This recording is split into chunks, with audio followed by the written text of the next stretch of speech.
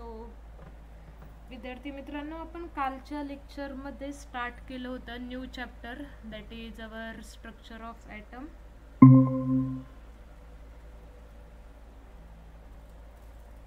Structure of atom हा chapter आपण start केला होता आणि यात मी तुम्हाला सांगितलं होतं की ॲटमच्या डिस्कवरीबद्दल, स्ट्रक्चरच्या डिस्कवरीबद्दल आपण ह्या चॅप्टरमध्ये इन डिटेल्समध्ये बघणार आहोत.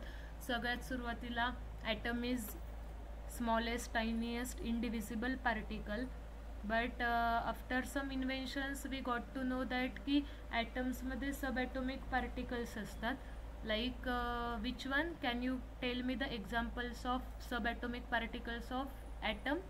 कोणते subatomic particles असतात? any one of you please give me the examples of subatomic particles. ॲटम्सच्या आतमध्ये कुठले सबॲटॉमिक पार्टिकल्स असतात?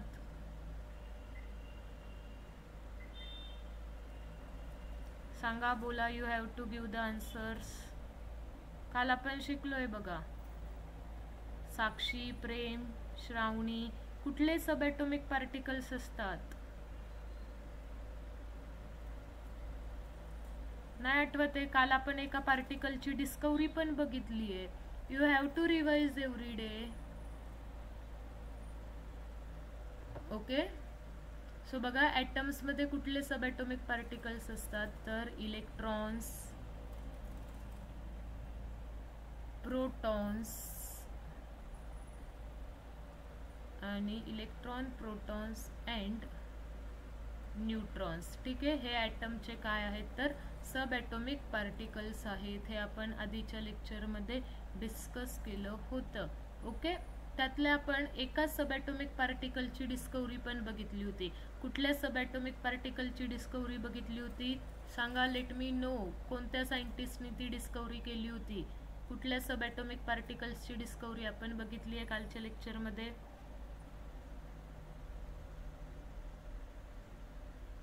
M I Audible?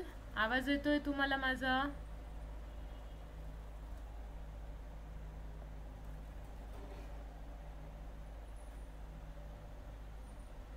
M I audible? आवाज येतोय?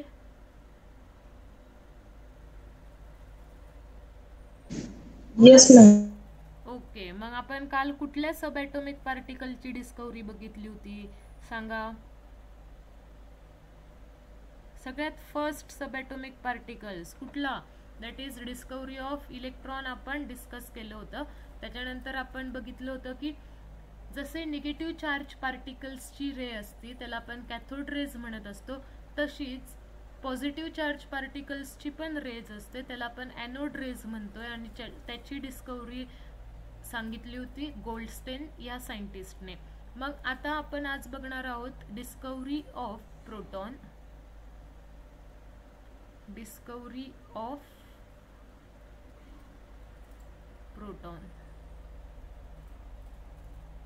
ठीक आहे, मग आता डिस्कवरी ऑफ प्रोटॉन ह्याचं मेन इन्व्हेन्शन किंवा ह्यांचं मेन डिस्कवरी कुणी केली? तर रुदरफोर्ड या सायंटिस्टने एक एक्सपेरिमेंट केला. त्या एक्सपेरिमेंटमध्ये त्याला काय झालं?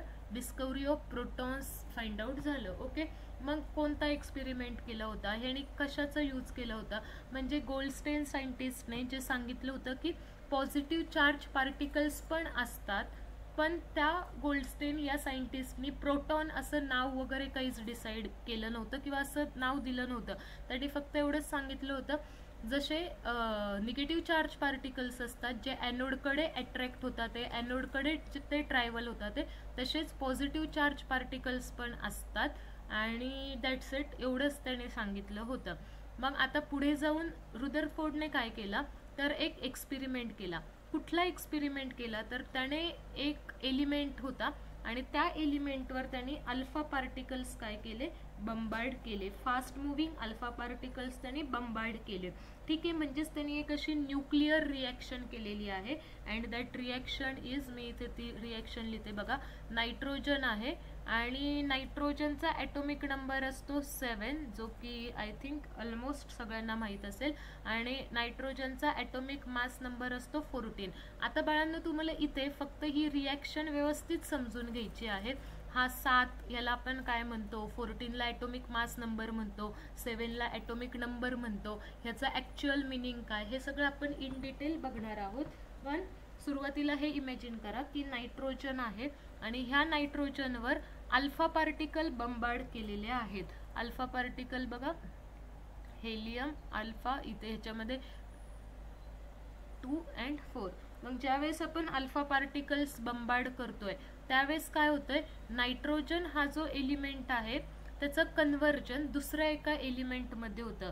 आणि मग नायट्रोजनचं एलिमेंट कशामध्ये होतं तर ऑक्सिजन ह्या एलिमेंटमध्ये होतंय. ऑक्सिजनचा ॲटोमिक नंबर आहे 8 आणि इथे 14 + 4 18, बट ह्या इथे मास आहे 17. ठीक आहे.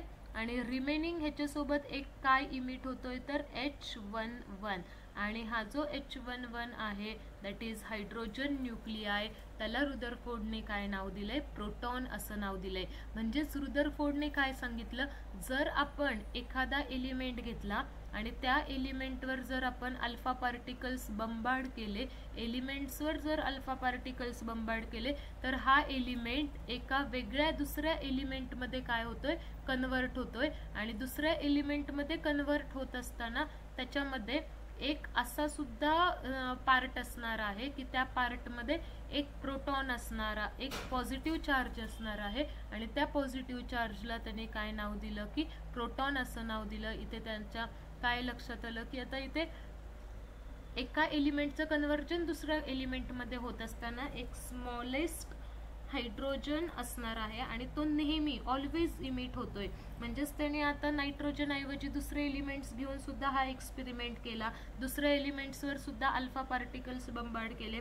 पण जेव्हा जेव्हा अल्फा पार्टिकल्स बंबार्ड करतोय त्यावेळेस कन्व्हर्जन एका वेगळ्या एलिमेंटवर होतंय, एलिमेंटमध्ये होतंय, आणि वेगळ्या एलिमेंटमध्ये कन्व्हर्जन होत असताना हायड्रोजनचा न्यूक्लियाय सुद्धा काय होतोय तर इमिट होतोय. आता हायड्रोजनचा न्यूक्लियाय, हायड्रोजन न्यूक्लियाय म्हणजे काय बघा, hydrogen atom and hydrogen nuclei both are the different thing. Hydrogen nuclei emit होतोय म्हणजे जर हायड्रोजन ॲटम कशाला म्हणतात, ॲटम मध्ये काय असणार आहे, न्यूक्लियस प्लस इलेक्ट्रॉन्सचं कॉम्बिनेशन असणार आहे.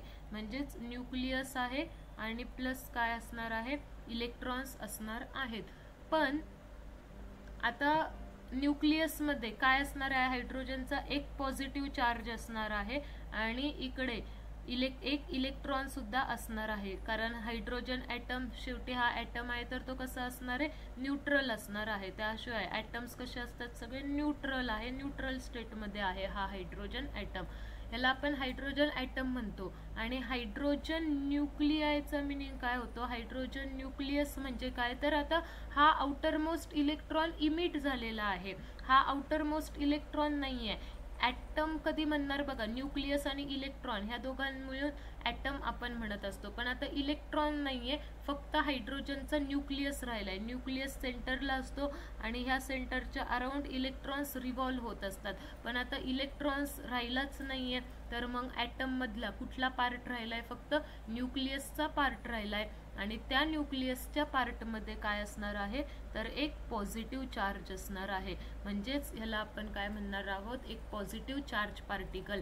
आणि हा जो पॉझिटिव्ह चार्ज पार्टिकल आहे ह्याला काय नाव दिलेलं आहे तर प्रोटॉन असं नाव दिलंय. म्हणजे त्याच्या काय लक्षात आलं, जेव्हा जेव्हा मी एलिमेंट्सवर अल्फा पार्टिकल्स बंबार्ड करतोय, एका वेगळ्या एलिमेंटमध्ये कन्व्हर्जन होतंय आणि एका वेगळ्या एलिमेंटमध्ये कन्व्हर्जन होत असताना एक पॉझिटिव्ह चार्ज म्हणजेच एक हायड्रोजनचा न्यूक्लियस काय होतोय, इमिट होतोय. आणि मग तो जो हायड्रोजनचा न्यूक्लियस आहे त्याला त्यांनी काय नाव दिलं, प्रोटॉन असं नाव दिलं. आणि ही आहे डिस्कवरी ऑफ प्रोटॉन. मग प्रोटॉन्स कसे असतात तर protons are positively charge particle. प्रोटॉनवर कुठला चार्ज आहे तर पॉझिटिव्ह चार्ज आहे. मग किती पॉझिटिव्ह चार्ज आहे, तर एक्झॅक्ट जेवढा इलेक्ट्रॉनचा चार्ज असतो तेवढाच, फक्त इथं आहे पॉझिटिव्ह. मग इलेक्ट्रॉनचा किती असतो 1.602 इंटू 10⁻⁻⁹ चार्जचं युनिट काय असतं, तर कुलोम. पॉझिटिव्ह चार्ज व्हॅल्यू काय आहे, मग त्या पॉझिटिव्ह चार्जची जी इलेक्ट्रॉनच्या चार्जची व्हॅल्यू आहे तीच आहे, फक्त प्रोटॉन कसा आहे, मग पॉझिटिव्ह चार्ज आहे. प्रोटॉन कसा आहे, पॉझिटिव्ह चार्ज आहे. बघा तुम्ही केमिस्ट्रीचे जर रील्स वगैरे बघत असताल ना इन्स्टाला, तर असं तुम्हाला एक सेंटेन्स असेल, बी लाईक प्रोटॉन. माझं पण हे फेवरेट सेंटेन्स आहे, बी लाईक प्रोटॉन. ह्याचा मिनिंग काय होतं, म्हणजे प्रोटॉन कसा आहे, तर पॉझिटिव्ह आहे. मग आपण पण लाईफमध्ये कसं असलं पाहिजे, तर प्रोटॉन सारखं असलं पाहिजे, बी लाईक प्रोटॉन. ठीक आहे. मग प्रोटॉनवर कुठला चार्ज असतो, पॉझिटिव्ह चार्ज असतो. प्रोटॉनची डिस्कव्हरी कुणी केली, रुदरफोर्ड ह्या सायंटिस्टने केली. परत कुठला एक्सपेरिमेंट केला, तर ही जी रिॲक्शन आहे ही एक न्यूक्लिअर रिॲक्शन त्यांनी काय केलेली आहे, परफॉर्म केलेली आहे. अल्फा पार्टिकल्स बंबार्ड केलेले आहेत. आता अल्फा पार्टिकल्स म्हणजे काय, तर हेलियमचा न्यूक्लिआय असतो तो. ठीक आहे. हेलियम न्यूक्लिआय म्हणजेच मी तुम्हाला इथे खाली लिहून देते, alpha particle is a helium चा न्यूक्लिआय किंवा न्यूक्लियस म्हणू शकतो. आता हेलियम बघा, हेलियमचा ॲटॉमिक नंबर असतो 2 आणि हेलियमचा ॲटॉमिक मास नंबर असतो 4. ह्याला आपण हेलियम ॲटम म्हणतो, ह्याला आपण न्यूक्लियस म्हणत नाही.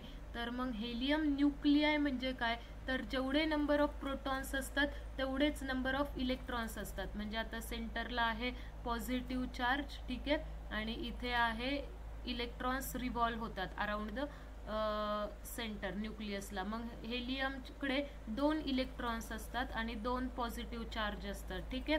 आणि इलेक्ट्रिकली तो मग न्यूट्रल असतो. हा झाला helium item.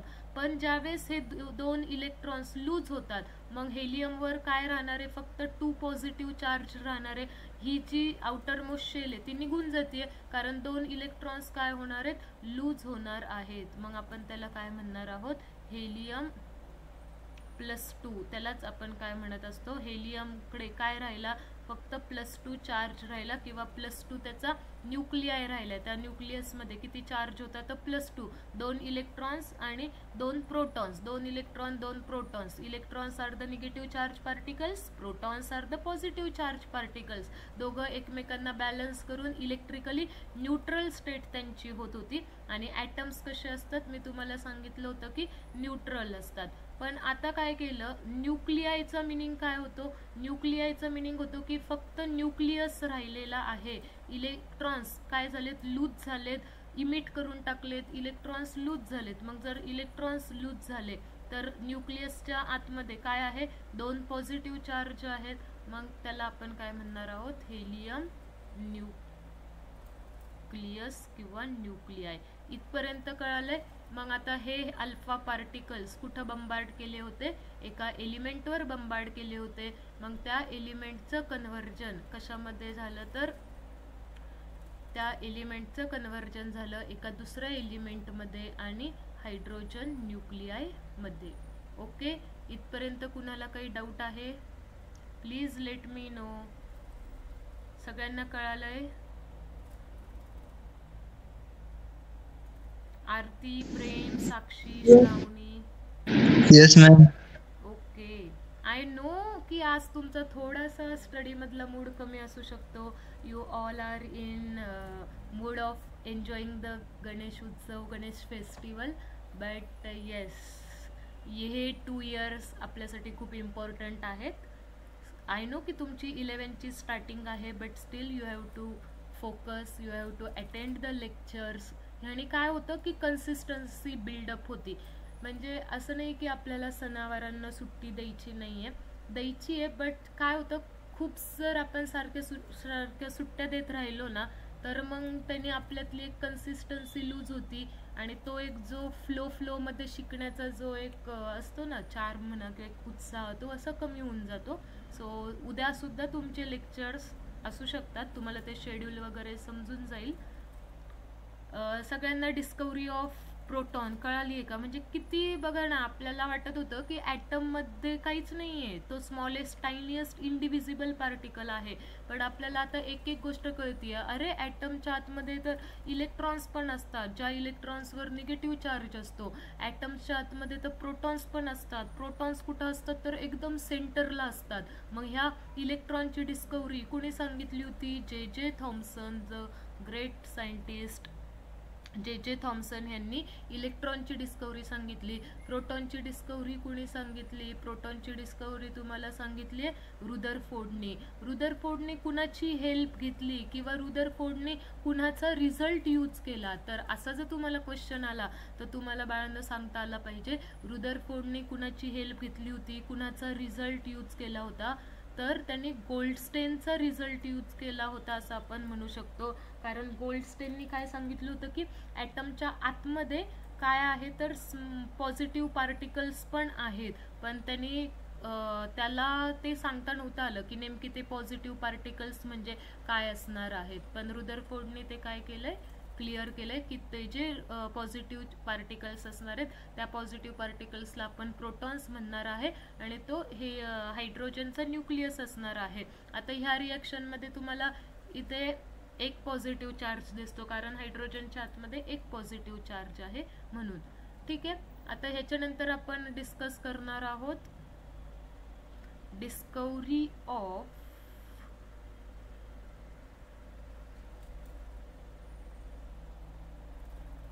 I hope you all are enjoying my lecture.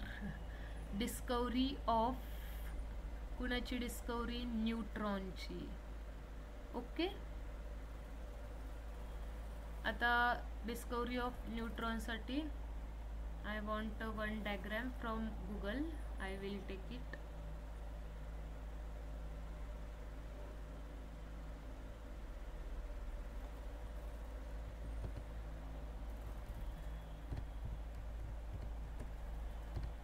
Discovery of neutron.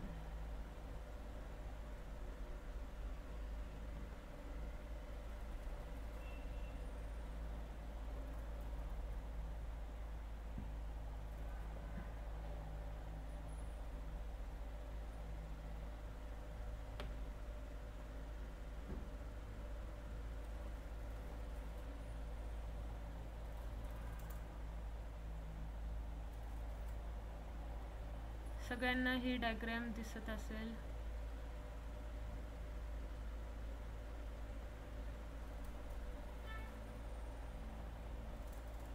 Okay, बघा आता डिस्कवरी ऑफ न्यूट्रॉन मध्ये हा आहे एक पोलोनियमचा source. It is a basically radio active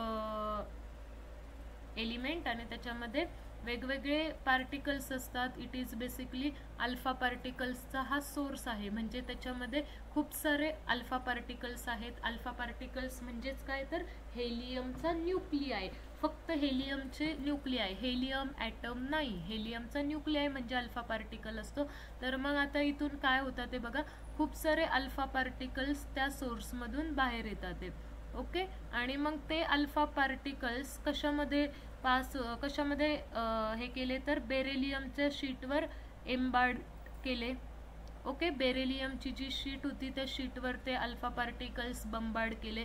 expected काय होतं आत्ताच्या आपल्या रिझल्टमध्ये बघा, आपल्याला काय कळालं की ज्यावेळेस अल्फा पार्टिकल एखाद्या एलिमेंटवर आपण एम्बार्ड करतोय किंवा एखाद्या एलिमेंटवर आपण अल्फा पार्टिकल्सचं रेडिएशन आदळवतोय किंवा अल्फा पार्टिकल्स जाऊन त्या एलिमेंटला असे धडकतात, तर मग त्या एलिमेंटचं कन्व्हर्जन दुसऱ्या एखाद्या एलिमेंटमध्ये झालं पाहिजे. आणि दुसऱ्या एखाद्या एलिमेंट सोबत रुदरफोर्डने काय सांगितलं होतं, अल्फा पार्टिकल्स जर एखाद्या एलिमेंटवर बंबार्ड केले तर एलिमेंटचं कन्व्हर्जन दुसऱ्या एलिमेंटमध्ये होतंय आणि सोबत काय येतोय तर हायड्रोजनचा न्यूक्लियस येतोय, म्हणजे सोबत एक पॉझिटिव्ह चार्ज पण बाहेर पडणार आहे. पण ह्या एक्सपेरिमेंटमध्ये काय झालं, बेरिलियमच्या शीटवर अल्फा पार्टिकल्स इन्सिडंट केल्यानंतर एक असे चार्ज पार्टिकल्स बाहेर आले की जे पॉझिटिव्हही नव्हते आणि निगेटिव्हही नव्हते. मग कसं कळालं की हे न्यूट्रल आहे? कारण इथे त्यांना चेक करायचं होतं की आता इथे पण आपल्या रुदरफोर्डचा एक्सपेरिमेंट फॉलो होतोय का नाही, म्हणून त्यांनी इथं पॉझिटिव्ह फील्ड अप्लाय केलं आणि इथे निगेटिव्ह फील्ड. मग आता हा जो न्यूट्रॉन जो आहे किंवा हा जो चार्ज पार्टिकल आहे हा पॉझिटिव्हकडे तरी अट्रॅक्ट व्हायला पाहिजे होता किंवा इकडे तरी जायला पाहिजे होता निगेटिव्हकडे, पण तो कुठंच डिफ्लेक्ट नाही झाला. म्हणजेच त्यांना काय लक्षात आलं, अरे इथं तर काय झालंय, एक असा पार्टिकल इमिट होतोय की जो कसा असणार आहे, न्यूट्रल असणार आहे. मग आता ह्या सगळ्या पार्टिकल्सला पॅराफिन मधून काय केलं, पास केलं. पॅराफिन म्हणजे काय, तर एक हायड्रोकार्बन आहे. आता हायड्रोकार्बन असल्यामुळं पॅराफिन मध्ये काय आहे, तर भरपूर सारे हायड्रोजन्स आहेत आणि कार्बन आहे. हायड्रोकार्बन आहे तो एक प्रकारचा कंपाऊंड आहे. पॅराफिन ऑइल तुम्ही ऐकलं असेल तर, पॅराफाईन ऑइल म्हणा किंवा पॅराफाईन एक कंपाऊंड आहे. तर त्या पॅराफाईन वॅक्स वर काय केले, हे सगळे पार्टिकल्स किंवा ही सगळी जी रे आहे ती बंबार्ड केली. का बरं, कारण त्याच्यामध्ये भरपूर सारे काय आहेत, हायड्रोजन्स आहेत. आणि मग आता त्याच्यानंतर काय झालं, हायड्रोजन काय झाला, इमिट झाला किंवा प्रोटॉन्स, हायड्रोजनचा न्यूक्लिआय म्हणजेच H+ काय झाले, मग इथून इमिट व्हायला लागले. मग हे काय आहेत, तर प्रोटॉन्स आहे. पण सुरुवातीला बेरिलियमवर जेव्हा अल्फा पार्टिकल इमिट केले होते, बेरिलियमवर जेव्हा अल्फा पार्टिकल आपण इन्सिडेंट केले, त्यावेळेस इथे इमिजिएटली पॉझिटिव्ह चार्ज बाहेर नाही आला किंवा पॉझिटिव्ह चार्ज इमिट नाही झाला.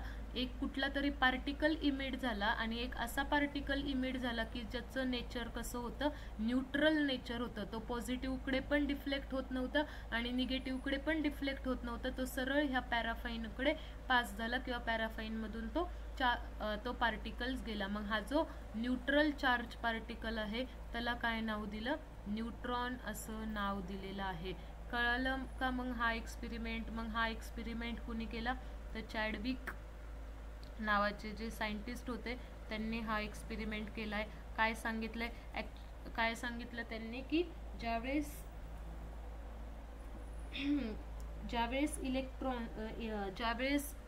अल्फा पार्टिकल्स इन्सिडेंट झाले बेरिलियमवर, त्यावेळेस न्यूट्रल असा एक चार्ज पार्टिकल बाहेर आला. न्यूट्रल पार्टिकल, चार्ज पार्टिकल नाही म्हणता येणार, न्यूट्रल पार्टिकल सुद्धा बाहेर येतोय आणि त्या न्यूट्रल पार्टिकलला न्यूट्रॉन असं नाव दिलं. आणि पुढे जाऊन मग त्यांनी त्या पार्टिकलला पॅराफिनमधून क्रॉस केलं. पॅराफिनमधून क्रॉस केल्यावर मग आता इथून काय यायला लागले, प्रोटॉन्स इमिट व्हायला लागले. आणि ह्या सगळ्याची प्रोटॉन्सची व्हेलॉसिटी वगैरे त्यांनी काय केली होती, मेजर केली होती. सो इथपर्यंत सगळ्यांना कळालंय का? मग आत्तापर्यंत आपण काय बघितलं, discovery of proton, discovery of neutron. ठीक आहे. न्यूट्रॉनमध्ये साधा सिंपल एक्सपेरिमेंट आहे की अल्फा पार्टिकल्सचा सोर्स आहे पोलोनियम. ह्या अल्फा पार्टिकलच्या सोर्स कुणावर इन्सिडेंट केला, beryllium. It is nothing but element. तुम्ही बेरिलियमची शीट वगैरे किंवा बेरिलियम ऐकलेलं असेल, पिरियडिक टेबलमध्ये तुम्हाला माहीत असेल बेरिलियम एक काय आहे, एलिमेंट आहे. अल्फा पार्टिकल्स बेरिलियमवर इन्सिडेंट झाल्यावर एक्सपेक्टेड होतं की त्याच्या मधून एक पॉझिटिव्ह पार्टिकल्स बाहेर पडावेत, पण आता इथे पॉझिटिव्ह पार्टिकल्स न येता एक असे पार्टिकल्स इमिट झालेत की जे नेचरनी न्यूट्रल होते. ठीक आहे, त्यांचं नेचर कसं होतं, तर न्यूट्रल होतं. म्हणजेच दरवेळेसच पॉझिटिव्ह पार्टिकल बाहेर पडेल का, तर असं नाही. रुदरफोर्डने जे सांगितलं होतं की एखादा एलिमेंट अल्फा पार्टिकलवर बंबार्ड झाला किंवा अल्फा पार्टिकल एखाद्या एलिमेंटवर बंबार्ड झाले तर हायड्रोजनचा न्यूक्लियस काय होणार आहे, इमिट होणार आहे. पण ह्या केसमध्ये हायड्रोजनचा न्यूक्लियस इमिट नाही झाला.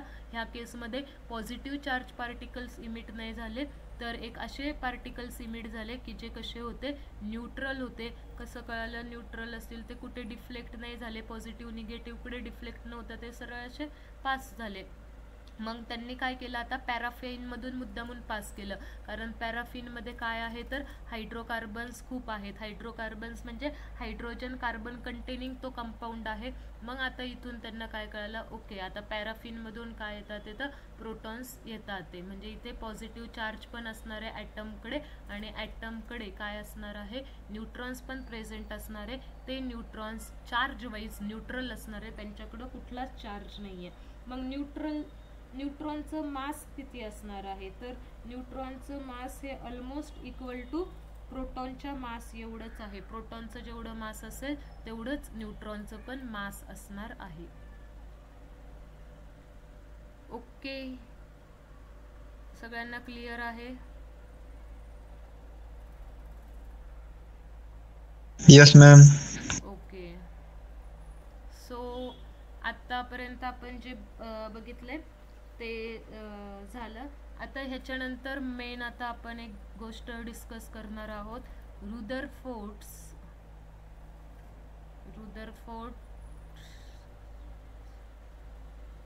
Alpha scattering experiment. Okay, alpha scattering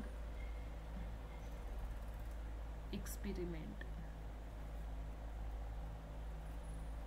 आता रुदरफोर्डच्या अल्फा स्कॅटरिंग एक्सपेरिमेंट ज्यावेळेस करत होता त्याच वेळेस साइड बाय साइड जे थॉम्सननी पण काय सांगितली होती, तर एक त्याचं स्वतःचं काय दिलं होतं, मॉडेल दिलं होतं, ॲटॉमिक मॉडेल. कुणी? जे थॉम्सननी. म्हणजे एकीकडे रुदरफोर्डचा अल्फा स्कॅटरिंग एक्सपेरिमेंट चालू होता आणि एकीकडे जे थॉम्सनचं ॲटॉमिक मॉडेल पण होतं. तर सुरुवातीला मी तुम्हाला काय सांगते, तर अल्फा स्कॅटरिंग एक्सपेरिमेंट काय आहे तो सांगते. सो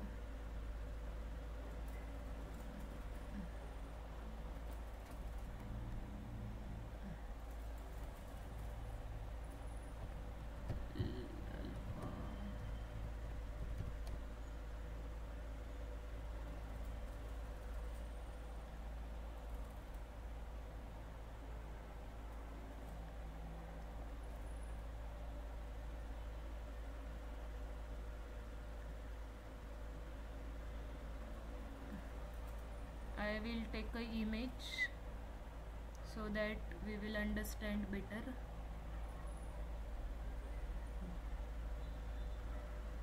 सगळ्यांना ही इमेज दिसत असेल बघा, अल्फा पार्टिकल्सची.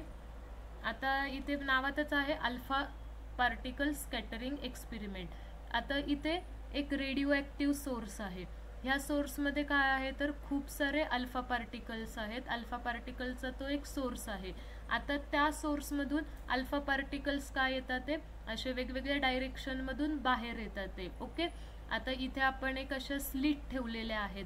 मग ह्या स्लिटचं काम काय आहे, तर त्या सगळ्या अल्फा पार्टिकल्सला ते काय करतात, ते एकत्र आणून त्या अल्फा पार्टिकल्सची एक बीम तयार करतात ते. ओके, म्हणजे इमॅजिन करा, ह्या सोर्समधून खूप सारे, आता ह्या सोर्समधून असे खूप सारे अल्फा पार्टिकल्स बाहेर येतात ते. ठीक आहे, असे वेगवेगळ्या डायरेक्शनमध्ये, वेगवेगळ्या ह्याच्यामध्ये. आता इथे काय ठेवली आहे, एक स्लिट ठेवलेली आहे. ह्या स्लिटने काय केलं, तर सगळ्या अल्फा पार्टिकल्सला एकत्र आणलं आणि सगळ्या अल्फा पार्टिकल्स पासून इथं इथं अजून एक स्लिट ठेवली आणि इथून मग आता अल्फा पार्टिकल्स काय होतात, ते त्यांची एक बीम तयार झाली. जशी लाईटची एक बीम असते बघा. आता सपोज तुम्ही जर जुने घरं बघितले असतील तर ते तर होल असेल, तर मग ते सगळी लाईट त्या अशी होलमधून पास होते. ठीक आहे, सेम तसंच आहे की मग एक आपल्याला बीम दिसते. मग आपल्याला काय दिसत आहे, अल्फा पार्टिकल्सची एक बीम दिसत आहे. आता ही अल्फा पार्टिकल्सची बीम कशावर इन्सिडंट केली, तर गोल्ड फॉइलवर इन्सिडंट केली. गोल्ड फॉइल म्हणजेच गोल्डची एक थिन शीट आहे. ठीक आहे, आता रुदरफोर्ड खूप श्रीमंत होता का, म्हणून त्यांनी गोल्डची थिन शीट घेतली. हां, श्रीमंत तर तो असेलच, त्याला नोबेल प्राइज वगैरे मिळाले होते, ऑब्व्हियसली तो श्रीमंत असेल. पण गोल्ड घेण्याचा सुद्धा एक मोठा रिझन आहे की गोल्ड मेटलच का चूज केला, कारण तो जो गोल्ड मेटल आहे त्याची मेटॅलिक प्रॉपर्टीज त्याने स्टडी केली होती आणि ते असा मॅक्झिमम थिकनेस, म्हणजे थिकनेस लेवल त्याची काय होणार होती, अशी इन्क्रीज होऊ शकते, म्हणून त्याला आपण काय केलं, सिलेक्ट केलं होतं गोल्ड मेटलला. ओके, मग गोल्डची ही थिन शीट घेतली. आता त्याच्या काय लक्षात आलं बघा, म्हणजे तुम्हाला एक्सपेरिमेंट कळतोय, इथून अल्फा पार्टिकल्सचा सोर्स आहे, अल्फा पार्टिकल्स सगळे येतात ते, ह्या दोन स्लिट काय करतात, ते अल्फा पार्टिकलची बीम तयार करतात ते, आणि आता अल्फा पार्टिकल्स इथे काय होतात, ते गोल्ड फॉइलवर इन्सिडंट होतात ते. आता बाहेरून ही जी स्क्रीन लावली आहे अशी सर्क्युलरमध्ये, कसली स्क्रीन आहे इथं तुम्हाला दिसत असेल, ZNS ची स्क्रीन आहे. आता ही स्क्रीन का लावली, कारण त्याला चेक करायचं होतं की किती अल्फा पार्टिकल्स ह्या गोल्ड थिन शीटमधून पास होऊन पुढे येतात ते आणि ह्या स्क्रीनवर काय होतात ते आदळतात ते, ह्या स्क्रीनला किती अल्फा पार्टिकल्स स्ट्राईक करतात ते. मग त्याच्या काय लक्षात आलं बघा, तर मॅक्झिमम अल्फा पार्टिकल्स काय होतात ते, आता हे बीम मधून आले तर मॅक्झिमम अल्फा पार्टिकल्स काय होतात ते पास होतात ते गोल्ड थिन शीट मधून. ठीक आहे, मग पहिलं कन्क्ल्युजन, आपल्याला कन्क्ल्युजन महत्वाचं आहे की पहिलं कन्क्ल्युजन काय निघालं रुदरफोर्डचं, की मॅक्झिमम अल्फा पार्टिकल्स, किंवा आपण याला ऑब्झर्वेशन्स म्हणूयात की त्याला काय ऑब्झर्वेशन त्याचे आहेत.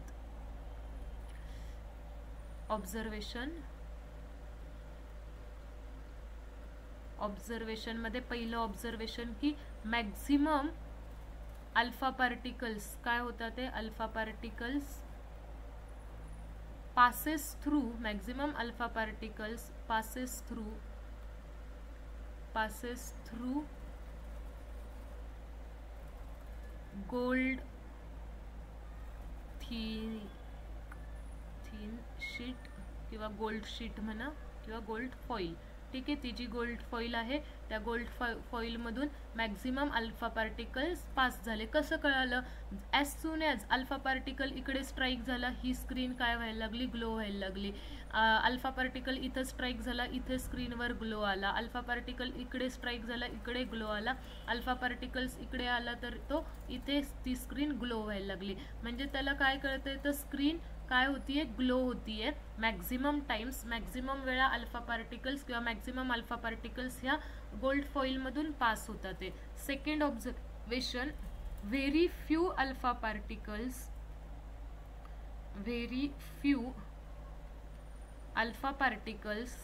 Deflected. Very few alpha particles deflect झालेत, म्हणजे त्यांनी काय केलंय की स्वतःची डायरेक्शन वगैरे बदललेली आहे. डिफ्लेक्टेड.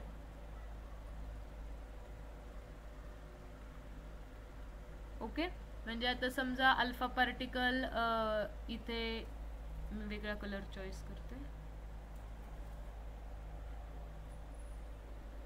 ठीक आहे, इथे मुद्दाम नाही. सपोज अल्फा पार्टिकल इथे असेल तर तो असं सरळ जाण्याऐवजी त्यांनी काय केलं, तर असं काय केलं, डिफ्लेक्ट झालाय तो. हे बघा, आता असं तो सरळ जाऊन इथे स्ट्राईक व्हायला पाहिजे तर तसं तो झाला नाहीये. म्हणजे अल्फा पार्टिकलने काय केलंय, तर डिफ्लेक्शन दाखवलेलं आहे. पण कुठल्या अल्फा पार्टिकलने, खूप थोड्या पार्टिकलने. म्हणजे आता एखादा अल्फा पार्टिकल इथे आला, इथे आल्यावर तो असं सरळ पास व्हायला पाहिजे होता, पण इथं आल्यावर तो काय झाला, इकडच्या साईडला गेला. म्हणजेच तो काय झाला, डिफ्लेक्ट झालेला आहे. मग काही अल्फा पार्टिकल्स काय झाले, तर डिफ्लेक्ट झालेले आहेत. ओके, आणि तिसरी महत्वाची लाईन आहे आता आपल्यासाठी, तिसरं ऑब्झर्वेशन आहे, ओनली वन अल्फा पार्टिकल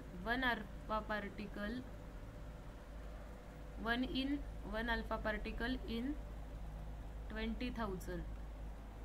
म्हणजे त्यांनी इमॅजिन काय केलंय बघा, 20,000 अल्फा पार्टिकल्स पैकी 1 अल्फा पार्टिकल अशी होती की जी कशी झाली आहे, बाउन्स बॅक झाली आहे. म्हणजेच आता मला तुम्हाला हे सांगायचं आहे आणि हेच खूप मोठं कन्क्ल्युजन आहे. इथे काहीतरी असं होतं की एक अल्फा पार्टिकल, ठीक आहे, इथे काहीतरी असं होतं की एक अल्फा पार्टिकल पुढे स्ट्रेट लाईन मध्ये ट्रॅव्हल झालं नाहीये. इथला जो पॉइंट आहे हा पॉइंट ग्लो झालेला नाहीये. म्हणजेच ह्या पॉइंटवर अल्फा पार्टिकल येत नाहीये. अल्फा पार्टिकल इथून पाठीमागं जातोय, रिव्हर्स डायरेक्शन मध्ये जातोय, 180च्या अँगलने तो पाठीमागं जातोय. ह्याचाच मिनिंग सेंटरला काहीतरी आहे. सेंटरला काहीतरी असल्यामुळं सेंटरची जी स्क्रीन आहे ती ग्लो होत नाहीये, सेंटर पर्यंत अल्फा पार्टिकल येत नाहीये. म्हणजेच हा जो अल्फा पार्टिकल आहे 20,000 पैकी एक अल्फा पार्टिकल जो असं सेंटर पर्यंत जायचं ट्राय करतोय, सेंटर मधून पास व्हायचं ट्राय करतोय. म्हणजे ही जी गोल्ड फॉईल असेल तर ह्या गोल्ड फॉईलच्या सेंटरमधून तो पास होण्याचा ट्राय करतोय, पण तसं होत नाहीये, तो रिव्हर्स बाउन्स बॅक होतोय. म्हणजे सेंटरला असं कुणीतरी आहे जे अल्फा पार्टिकलला सेंटरमधून पास होऊ देत नाहीये, जे अल्फा पार्टिकलला रिव्हर्स जायला सांगतंय. मग अल्फा पार्टिकल काय असतो, मग अशी मी तुम्हाला सांगितलं होतं, हेलियम+2, हेलियमचा न्यूक्लियाय म्हणजे अल्फा पार्टिकल असतो. तर अल्फा पार्टिकल सेंटरमधून जात नाहीये, अल्फा पार्टिकल सेंटरमधून जात नाहीये, म्हणजे सेंटरला पॉझिटिव्ह चार्ज असणार आहे. आणि पॉझिटिव्ह आणि चार्ज म्हणजेच प्रोटॉन्स आणि न्यूट्रॉन्स सेंटरला आहेत आणि टुगेदरली त्याला न्यूक्लियस म्हणायचं. हे कुणी सांगितलं, मग रुदरफोर्डने सांगितलं. कळतंय, इमॅजिन होतंय. मॅक्झिमम पार्टिकल्स म्हणजे इकडून पार्टिकल्स गेले, इकडून अल्फा पार्टिकल्स गेले, सगळीकडून अल्फा पार्टिकल्स गेले. काही वेळा अल्फा पार्टिकल्स असे डिफ्लेक्ट झाले. का बरं डिफ्लेक्ट झाले, कारण मग सेंटरला पॉझिटिव्ह होतं, पॉझिटिव्ह रिपल्शन होत होतं, म्हणून ते डिफ्लेक्ट झाले. पण एक असा अल्फा पार्टिकल होता की जो बाउन्स बॅक झाला, तो ह्या सेंटरमधून पास होऊच शकला नाही, कारण सेंटरला काय आहे तर पॉझिटिव्ह चार्ज आहे. मग आपल्याला एक सेंटेन्स काय मिळतं, महत्त्वाचं कन्क्ल्युजन काय मिळतं, ॲटमचा सगळ्याच्या सगळा पॉझिटिव्ह चार्ज कुठं असतो तर सेंटरला प्रेझेंट असतो. जर एखादा ॲटम असेल, त्या ॲटमवरचा जो पॉझिटिव्ह चार्ज म्हणजेच ॲटमचे जे प्रोटॉन्स ते कुठं असतात तर सेंटरला असतात. मग आपल्याला काय कळालं, 1 alpha particle in a 20,000 alpha particle काय होता ते बाउन्स बॅक होता, ते 180च्या डायरेक्शननी रिव्हर्स जातात, ते बाउन्स बॅक 180 डिग्रीने ते काय होता ते बाउन्स बॅक होता ते. ठीक आहे. मग आता आपल्याला हे जे चालू होतं रुदरफोर्डचा हा जो अल्फा स्कॅटरिंग एक्सपेरिमेंट होता, एकीकडे हा अल्फा स्कॅटरिंग एक्सपेरिमेंट त्यांनी आपल्याला सांगितलं की सेंटरला पॉझिटिव्ह चार्ज असणार आहे. ठीक आहे. आणि मग हा ॲटम असणार आहे. सपोज ॲटम आपल्याला असा दिसतोय. ठीक आहे. हा जर सेंटरला जर ॲटम असेल तर इथे जर हा ॲटम असेल तर ह्या ॲटमच्या सेंटरला काय असणार आहेत, प्रोटॉन्स प्लस न्यूट्रॉन्स असणार आहे, प्रोटॉन प्लस न्यूट्रॉन असणार आहे. आणि टुगेदरली त्याला काय म्हणायचंय, न्यूक्लियस म्हणायचं आहे. हे कुणी सांगितलं, रुदरफोर्डने सांगितलं. सगळ्याच्या सगळा पॉझिटिव्ह चार्ज कुठं आहे, सगळ्याच्या सगळा पॉझिटिव्ह चार्ज हा ॲटमच्या सेंटरला आहे. पण जे थॉम्सन काय सांगत होता, जर तुम्हाला this is not in your state book, but सगळ्यात सुरुवातीला जे थॉम्सनने काय सांगितलं होतं की पॉझिटिव्ह चार्ज जो आहे तो काय आहे तर युनिफॉर्मली डिस्ट्रीब्युटेड आहे, म्हणजे सगळीकडे पॉझिटिव्ह चार्ज असा युनिफॉर्मली डिस्ट्रीब्यूट झालेला आहे.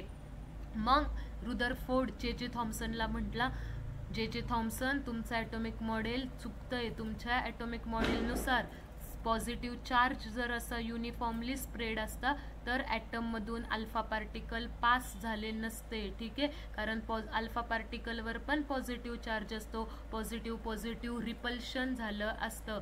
मग जे थॉम्सनच्या ह्याचं ड्रॉबॅक काय आहे तर जे थॉम्सनचं जे मॉडेल आहे, जे थॉम्सनने काय सांगितलं होतं की पॉझिटिव्ह चार्ज युनिफॉर्मली स्प्रेड असतो आणि मध्ये मध्ये इलेक्ट्रॉन्स असे त्याच्या एम्बेडेड फॉर्ममध्ये असतात, जसं वॉटरमेलन सारखं. म्हणजेच जे थॉम्सनच्या ह्याला वॉटरमेलनचं स्ट्रक्चर किंवा वॉटरमेलनचं जसं असतं त्या टाईप त्याचं मॉडेल असतं, असंही त्यांनी सांगितलेलं आहे. पण जे थॉम्सनचं मॉडेल ॲक्सेप्ट केलं गेलं नाही, कारण रुदरफोर्डने हे प्रूव्ह करून दाखवलं की पॉझिटिव्ह चार्ज हा सेंटरलाच असतो, युनिफॉर्मली स्प्रेड झालेला नसतो. त्याच्यामुळं जे थॉम्सनचं मॉडेल ॲक्सेप्ट केलेलं नाही आहे. मग खूप सारे जर क्वेश्चन्स असतील, खूप सारे MCQच्या क्वेश्चनमध्ये विचारतात की जे थॉम्सनचं ड्रॉबॅक काय, तर जे थॉम्सनच्या मॉडेलचं ड्रॉबॅक काय आहे तर जे थॉम्सनचं मॉडेल अल्फा स्कॅटरिंग एक्सपेरिमेंट काय करू शकलं नाही, एक्सप्लेन करू शकलं नाही. अल्फा स्कॅटरिंगचं एक्सप्लेनेशन त्यांनी दिलं नाही. आणि ते जे एक्सप्लेनेशन होतं ते एक्सप्लेनेशन कुणी दिलं, रुदरफोर्डने दिलं. रुदरफोर्डने कन्क्ल्युजन काय काढलं तर ॲटमच्या सेंटरला पूर्ण पॉझिटिव्ह चार्ज कॉन्सन्ट्रेट झालेला असेल. जे थॉम्सन तुम्ही जे सांगताय की ॲटमच्या सेंटर युनिफॉर्मली पॉझिटिव्ह चार्ज असणार आहे, तर तसं नाही आहे. ॲटम जर एवढा असेल तर त्याच्या सेंटरला सगळ्याच्या सगळा पॉझिटिव्ह चार्ज असणार आहे आणि त्याला आपण काय म्हणणार आहोत, न्यूक्लियस म्हणणार आहोत. ठीक आहे, मग इथपर्यंत तुम्हाला सगळ्यांना कळालेलं आहे का अल्फा पार्टिकल्सचा हा experiment? Yes ma'am. Okay okay. मग जर तुम्हाला ऑब्झर्वेशन्स विचारले, शक्यतो स्टेट बोर्डवाल्यांनी खूप थोडी इन्फॉर्मेशन दिली आहे. This is from NCERT. Observations जरी विचारले एखाद्या MCQ मध्ये, जरी तुम्हाला ऑब्झर्वेशन्स आले तरी तुम्हाला ऑब्झर्वेशन्स माहीत पाहिजे आणि कन्क्ल्युजन त्याचं काय होतं की प्रोटॉन आणि न्यूट्रॉन्स हे कुठं असतात, ॲटमच्या सेंटरला असतात. दिस पार्ट इज युअर कन्क्ल्युजन. ठीक आहे, हा तुमच्या कन्क्ल्युजनचा पार्ट आहे. प्रोटॉन न्यूट्रॉन्स ह्या दोघांना मिळून न्यूक्लियस तयार होतं, पॉझिटिव्ह चार्ज सेंटरला असतो. हे रुदरफोर्डच्या अल्फा स्कॅटरिंगच्या एक्सपेरिमेंटचं कन्क्ल्युजन आहे. ठीक आहे, मग रुदरफोर्डचं पण ॲटॉमिक मॉडेल आपल्याला डिस्कस करायचं आहे, ते आपण नेक्स्ट लेक्चरमध्ये डिस्कस करूयात. बट आजच्या लेक्चर्सचे महत्त्वाचे पॉईंट्स मग आपल्याला काय काय कळाले, महत्त्वाचे IMP पॉईंट्स आपण काय काय म्हणू शकतो. जे थॉम्सनचं जे काही मॉडेल होतं त्या मॉडेलचे काय आहेत तर ड्रॉबॅक्स आहेत आणि ते ड्रॉबॅक कुठला आहे तर जे थॉम्सनचं मॉडेल काय एक्सप्लेन नाही करू शकलं, not gives explanation of alpha scattering experiment, not give explanation of alpha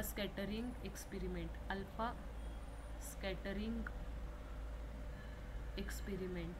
पण मग जे थॉम्सनचं जे मॉडेल होतं त्या मॉडेलनी एक चांगली गोष्ट सांगितलेली आहे. कुठली चांगली गोष्ट सांगितली बघा, जे थॉम्सनचे जे मॉडेल होतं त्या मॉडेलनी एक चांगली गोष्ट काय सांगितली, गुड पॉइंट, गुड इन्फॉर्मेशन काय दिली जे थॉम्सनच्या मॉडेलने की ॲटम इज इलेक्ट्रिकली न्यूट्रल. काय इन्फॉर्मेशन दिली, ॲटम इज इलेक्ट्रिकली न्यूट्रल. म्हणजेच त्याने काय सांगितलं, मग आपण हे थोडंसं कोरिलेट करू शकतो रुदरफोर्ड सोबत. कसं कोरिलेट करणार, ॲटम इज इलेक्ट्रिकली न्यूट्रल. रुदरफोर्डने काय सांगितलं, प्रोटॉन्स कुठं असणार आहेत, सेंटरला असणार आहेत. ठीक आहे, प्रोटॉन्स म्हणजे काय बाळांनो, पॉझिटिव्ह चार्जवाले पार्टिकल्स. मग आपल्याला इथून काय कळतं, जेवढे पॉझिटिव्ह चार्जवाले पार्टिकल्स असतील तेवढेच काय असणार आहेत, निगेटिव्ह चार्ज पार्टिकल्स असणार आहेत. म्हणजेच जेवढे नंबर ऑफ प्रोटॉन्स असतील तेवढेच नंबर ऑफ काय असणार आहेत, इलेक्ट्रॉन्स असणार आहेत. तेव्हाच ॲटम कसा राहू शकतो, इलेक्ट्रिकली न्यूट्रल राहू शकतो. मग जे थॉम्सनचं कॉन्ट्रीब्युशन काय होतं तर जे थॉम्सननी हा खूप चांगला पॉईंट दिलता की ॲटम कसा असणार आहे, इलेक्ट्रिकली न्यूट्रल असणार आहे. जेवढे पॉझिटिव्ह चार्ज असतील तेवढेच निगेटिव्ह चार्ज. पॉझिटिव्ह चार्ज म्हणजे प्रोटॉन्स, निगेटिव्ह चार्ज म्हणजे electrons. Number of protons and number of electrons कसे असणार आहेत, इक्वल असणार आहेत. कधी, ॲटमसाठी. आणि ॲटमचं बेसिक स्टेबल नेचर कसं असणार आहे तर न्यूट्रल असणार आहे. ओके, त्याच्यानंतर मग त्याच्या आधी आपण डिस्कवरी ऑफ प्रोटॉन्स आणि डिस्कवरी ऑफ न्यूट्रॉन बघितलं होतं. डिस्कवरी ऑफ प्रोटॉन कुणी केली हे सायंटिस्टचं नाव तुम्हाला लक्षात ठेवायचं आहे. This is also one of the IMP point. त्याच्यानंतर हेलियम न्यूक्लियाय म्हणजे काय, हेलियम ॲटम आणि हेलियम+2 ह्याच्यामध्ये डिफरन्स आहे. बघा, हेलियमच्या डोक्यावर +2 लिहिलंय म्हणजे आता त्याच्यामध्ये इलेक्ट्रॉन्स राहिलेच नाही आहेत. जर हेलियमकडे इलेक्ट्रॉन्स राहिलेच नाही तर त्याच्याकडे फक्त काय असणार आहेत, पॉझिटिव्ह चार्ज असणार आहेत. फक्त 2 प्रोटॉन उरलेत, त्याला आपण हेलियम न्यूक्लियाय म्हणतो. मग हेलियम न्यूक्लियाय म्हणजेच काय असतं तर अल्फा पार्टिकल्स असतात. ठीक आहे, सगळ्यांना क्लिअर आहे. कुठली गोष्ट तुम्हाला पुन्हा रिपीटली सांगायची आहे? I know this is the theory things, but yes, this theory things are really very very useful for us. म्हणजे ॲटम्सचं स्ट्रक्चर समजून घेण्यासाठी ह्या सगळ्या थेरीच्या गोष्टी, ह्या डिस्कवरीज आपल्याला खूप इम्पॉर्टंट आहेत, खूप कामाच्या आहेत. कुणाला काही doubts?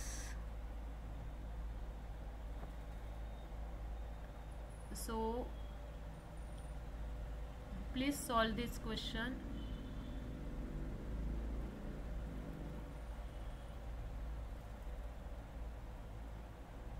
Who discover subatomic particle? Who discover subatomic particle of atom proton?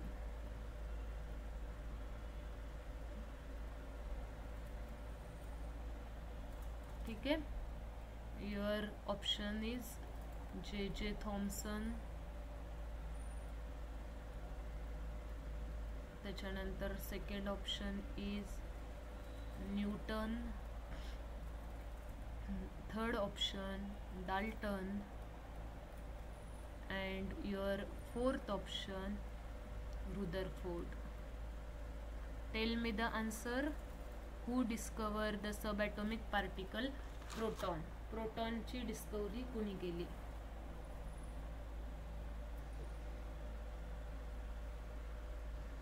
सांगा लवकर, चला. Rutherford.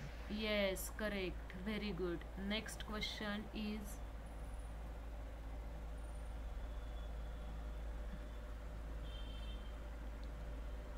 according to Rutherford,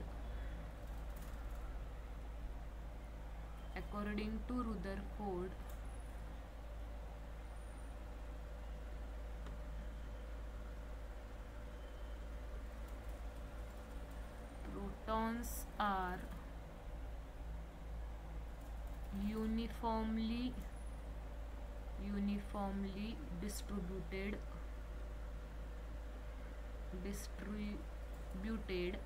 protons are uniformly distributed over the atom. Second, B option, protons are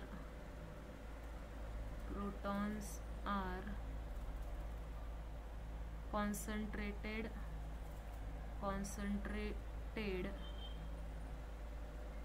at the center of atom. Protons are concentrated at the center of atom. C, both correct, A and B. And D, none of the above.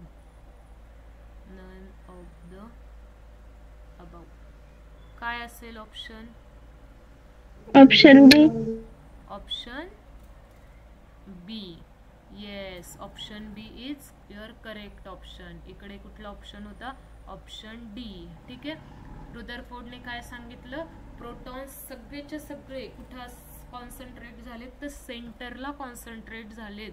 पूर्ण item भर ते uniformly distribution झालेले नाही आहेत. ठीक आहे. So okay, we will stop here.